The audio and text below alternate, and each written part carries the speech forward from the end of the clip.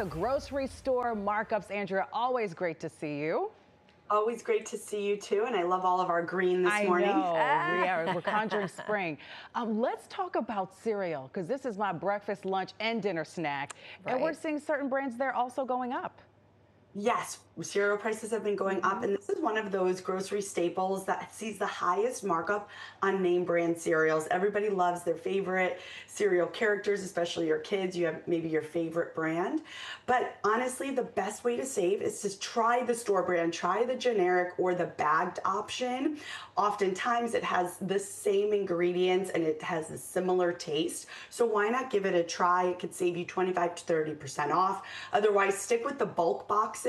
As long as your family eats this on a regular basis, then that's a great option. If you only eat it maybe once a week, it could go stale, so the bulk wouldn't be the best deal there. And then think beyond the grocery store. I actually see deals at my local drugstore. You could use coupons on the name brands, stack the deals on the sale. You could get a better deal there. Oh, that's a good idea. What about packaged meat and ground meat?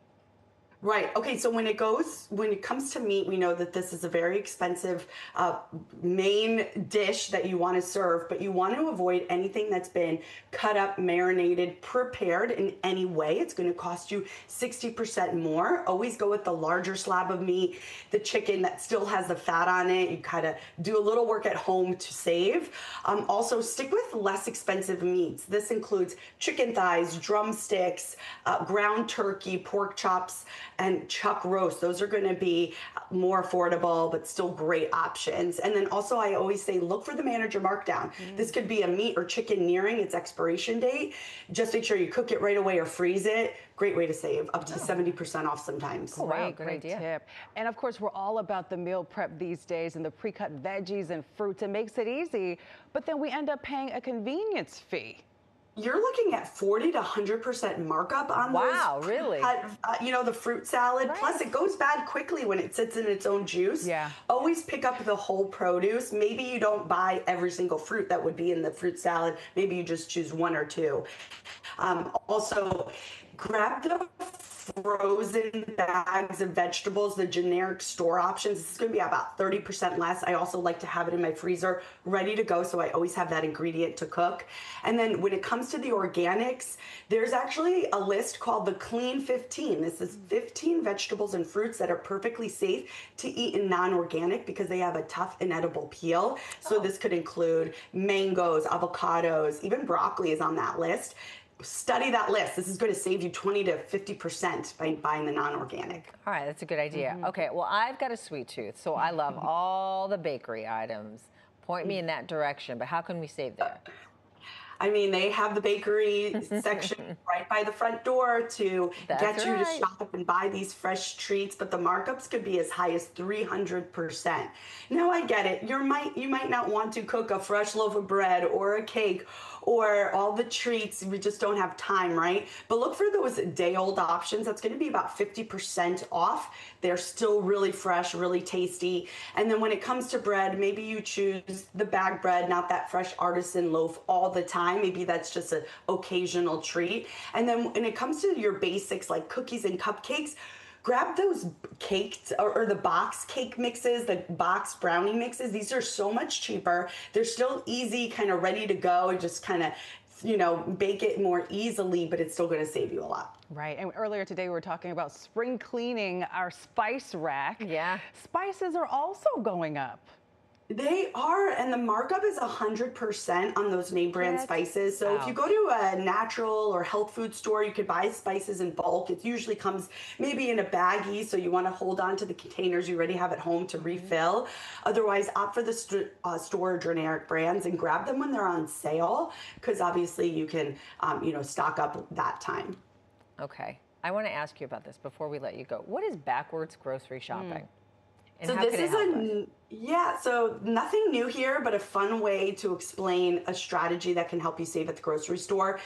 This is when you shop at home first. Take stock of what you have in your pantry, fridge, your spice rack, look in your freezer.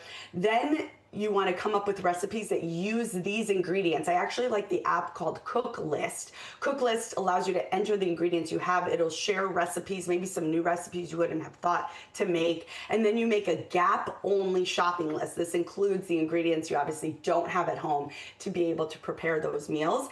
But studies show that this could save you about $50 a week. This could really offer significant savings, reduce food waste.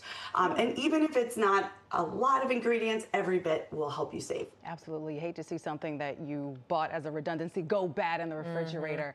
Talk to us about, I guess, modern day couponing. I know we have all the apps, but what other lesser known hacks are out there for us wanting to save? Yes, well, like you mentioned, an app. Always download the grocery store app. Even if you don't shop there often, they have deals for products that you need to add to your account, and then you would clip them. They're clipless coupons. You scan the app at checkout to get the deal. Also, hold on to those receipts. Some stores will give you coupons for money off future orders, so you don't want to let go of those. I also love using the Flip app. This is an app that aggregates grocery store circulars all in one place. You could see if there are any coupon or discounts available on any products there. And then the anti-coupon app that I love, Fetch. With the Fetch app, you take pictures of your receipts to earn rewards for purchases you're planning to make. So this really reduces those impulse purchases, because sometimes people buy things just because they have a coupon. They don't want to miss out on the deal. But if you really don't need it, that could lead to food waste. Yeah, and sometimes when you go to the grocery and you're hungry, you buy things that you don't need also, Andrea. Always eat before you shop. I like to grab a little cheese stick or an apple if I didn't have time to do it, and then go about your shopping trip. And here's another tip. Use self-checkout. Studies show that consumers who use the self-checkout are less likely to buy food on impulse. I think there's a couple of reasons for this. First of all, you're actually paying attention to what things cost. Yes. So you might realize, oh, I don't need this. This costs a lot of money. Also, you won't be as embarrassed to put things back when there's not somebody on the other side checking it. That's a really good point. Andrea, always great to see you, and you always give the best tips. We appreciate you. Yes, thanks so much for having me, and stay warm. Hopefully summer or spring comes soon. Yeah, send some of your West Coast weather our way, will you? Okay, sending it. Bye. Thank you. Bye.